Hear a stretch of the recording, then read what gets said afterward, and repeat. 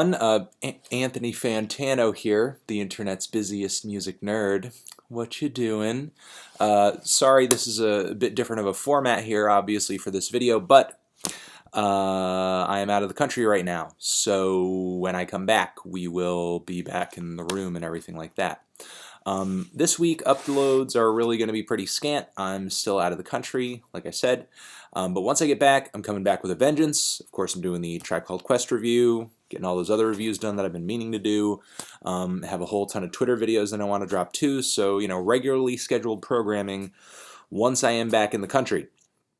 But for now, while I am in Australia, I'm just going to do this favorite tracks video. Now guys, remember, if you want to support this segment, if you want to do right by this segment, hit up the Amazon Associates link down there in the description. Anything you buy using that link, if you live in the US, we get kickback from it. Does not add to your overall price. Alright, let's get into the best and worst tracks of the week over here. Let's kick it off with the worst. Now, this past week has been an insane week. We all know that.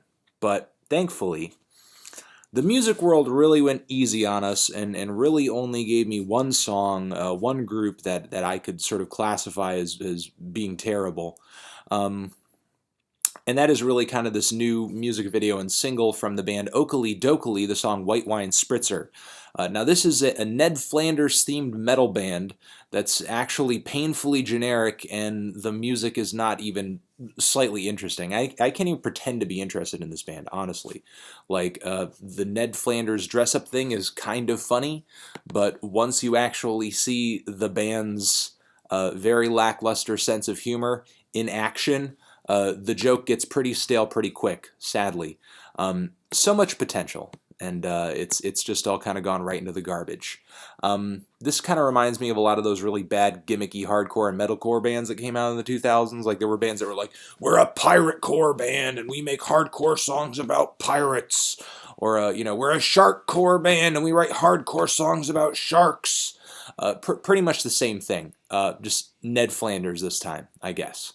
And not so much hard or metalcore.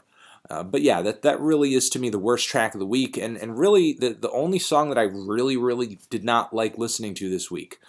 Much of everything else I thought was pretty decent or great. There was a new Recondite song that wasn't too bad, maybe a little too spacey to be exciting, but really not that bad of a track. The new XX song, On Hold, wasn't really all that bad either. I kind of liked how the vocals were a little bit more upbeat on that cut, and how the instrumental wasn't really kind of trying to work that whole like strung out, very like lifeless pop rock angle. You know, it seemed like they were doing some interesting electronic production on the track.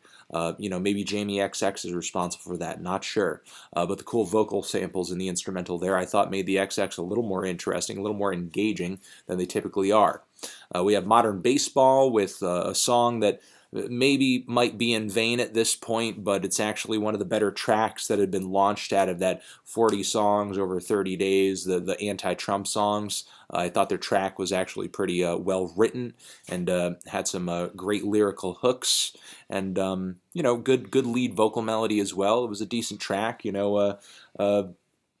I don't know, again, it might seem silly trying to listen to the song now in light of sort of how the election went down, but still a good track, and good on Modern Baseball for dropping one of the classier songs in the mix. We have Nathan Fake with Degreelessness featuring Prurient, which was a pretty cool experimental track. Charly Bliss with the song Turd. This band, or this project, has a bit more of like a 90s alternative rock, indie rock throwback kind of vibe to it, but the tune is so catchy and well written that I couldn't really deny it, even though maybe the song is a little too informed with nostalgia for my taste. And even the new Flaming Lips track was not that bad, definitely not as underwhelming as the Castle that they had dropped not too long ago. Though I was hoping for a little bit more, I don't know, lively ever crescendo on this track. Still, you know, I guess the Flaming Lips are still kind of in the midst of this phase where they are ultra kind of bright and blissful and somewhat drony and spacey. I guess that's just kind of their vibe right now. And then there was just a league of really great and entertaining tracks that came out this week. We have Clarence Clarity with Vapid Feels Are Vapid. Clarence coming through with another crazy, off-the-wall, dense, insane, and very textured piece of pop. Very futuristic, very ahead of the curve. Los Campesinos with I Broke Up in Amarante. Hope I'm pronouncing that correctly. Not usually a Campesinos fan, but this is one of the best tunes they've ever recorded, in my opinion. Not only is it raw and energetic, but the tune is undeniably sharp. Just a nice piece of kind of punky pop rock for you guys. Definitely some good power pop. Give that a listen. King Gizzard dropped a track from one of their forthcoming records. They're going to be dropping 5 albums in 2017, allegedly, and each of these albums is going to be based around a certain concept or experiment. This first album, I believe, is going to have something to do with microtonal tuning, and this song is a foray into that. If I wasn't told, I wouldn't have guessed that that was the case. You know, in a lot of ways, this sounds like a song that could have made it onto the band's last album, but nonetheless, I still think it's a solid tune and a decent performance and some good grooves and some cool guitar lines on this thing. Czarface, I'm not going to say too much about this track. You know, I've reviewed their past 2 records. I liked them a lot. And the reason I'm not going to say too much is because when I get back, I'm pretty much going to be having my review for this coming around the corner, so I don't want to spoil anything. But I do like this track, I will say that. Black Lips dropped a track in the wake of the election titled Deaf, Dumb, and Blind. This song, according to the band, is anarcho-punk inspired, and I will say that they sort of hold true to that usual Black Lips vibe while kind of making overt references to bands like Crass in this song, so that was actually pretty interesting. The band OVO, Zombie Stomp, not affiliated with Drake or Canada or the Toronto rap scene in any way. This is actually some weird experimental, like industrial stuff over here that I've not heard of this group before. I heard about them through Stereogum, and this is a pretty odd track that you should most definitely check out if you're into that type of music. Run the Jewels with a song called 2100 featuring Boots. This to me is one of the better tracks to drop in the wake of the election. Even though this song was recorded well before the results of this election, I think this track does a good job of kind of encapsulating and going head to head with the fact that this political season has really been ruled with contention, hate, fear, really coming from both sides. And I think Run the Jewels do a good job of kind of you know, just like wrapping that all up and just kind of putting that into song. It's not so much a partisan track. It's not like, hey, you should vote this, you should vote that. As many of you already know, Killer Mike was vehemently pro Bernie Sanders, and you know, was really pissed off about the way the sort of DNC stole the primary away from him in a lot of ways. And there was actually a pretty funny email where it was talked about how he didn't get the message, and he sort of ended up turning that into a bit of a merch for himself, which I found pretty funny. And then I want to give a shout out to the band HMLTD, or Happy Meal Limited as they were formerly known. They are a really cool band that has a wild, like old school post-punk kind of goth rock sound to them, like an 80s UK goth sort of style. And this song Stained is wild, it's herky, it's jerky, it's very fringe, it's very eccentric, and I'm liking what the band is doing on this track, and I'm sort of looking forward to where they're going with this sound. Childish Gambino, Me and Your Mama, want to give a shout out to them. Give a shout out to them. I was looking at something else, so bit of a Freudian slip there. I want to give a shout out to Childish Gambino. As some of you may know, I already said on Twitter that I thought this track was the shit, and I'm really happy with what he did on this song. This reminds me of like Anderson .Paak, or one of the many artists over the past couple of years who have kind of been bringing this old school soul sound back. Maybe in a way this will be Gambino's departure from rap on this record a little bit. I don't know, because on iTunes the whole album is like referenced as being R&B and soul. If in fact that ends up happening, it'll be pretty interesting.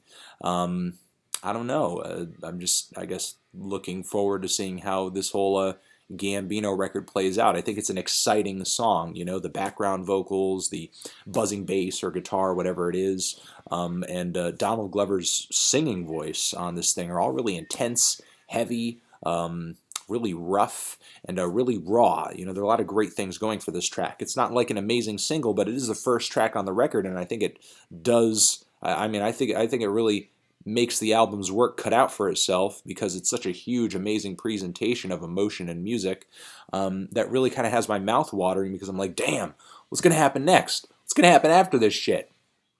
So I think it's a really good starter track. I think it's a really good intro track, and it's got me looking forward to what he's doing. Hudson Mohawke has a pretty good song out called Play and Go, which I believe is a part of an upcoming soundtrack that you guys can find out about if you click on the link about it down there.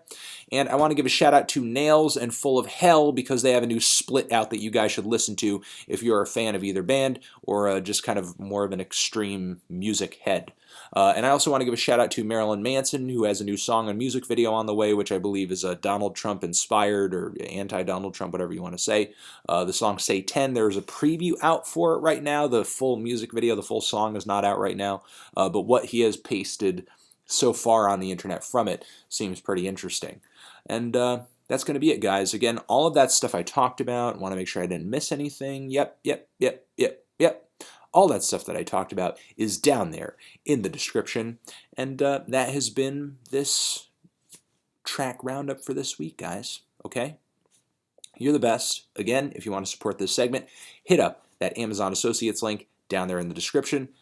Anything you get on there, if you live in the U.S., we get kickback from it, and I will be back in the U.S. at the end of this week. Okay?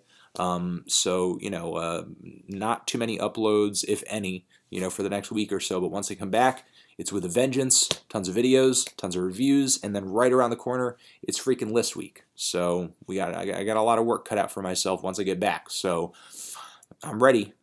All right, I'll see you guys soon, forever.